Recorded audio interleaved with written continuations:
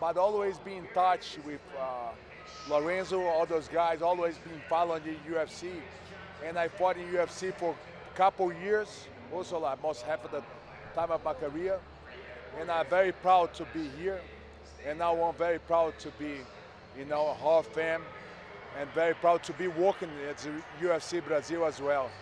So it was a big day for me. You only retired last year, and the UFC put you in the Hall of Fame right away. They didn't waste any time, and now you're here. Were you happy about how quickly they honored you?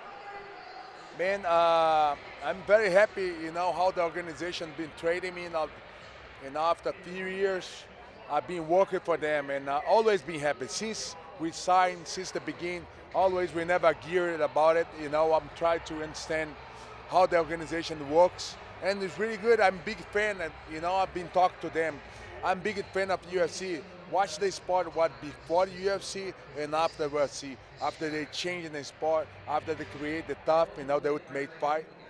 I'm a big fan. So what they did with me, I'm very happy with. They turned right away. So I'm between those legends, those dinosaurs of the sport. What does it mean to you to hear the young Brazilian fighters now refer to you as, a legend and inspiration?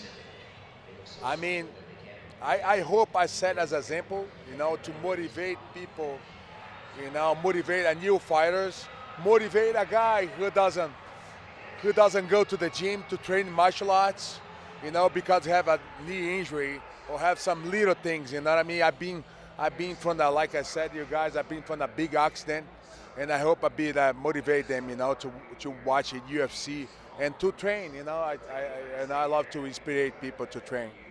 Working and talking with some of the younger Brazilian fighters and kind of helping them develop some of the UFC guys. I like a lot of new guys, is coming up, the new fighters. We are working in Brazil. We are doing like a research with not only the UFC fighters, but the guys who have a potential to go to UFC. We study all the ranks in Brazil, and we see a lot of guys who's gonna come to UFC in the future. I like to talk with Jacaré as well.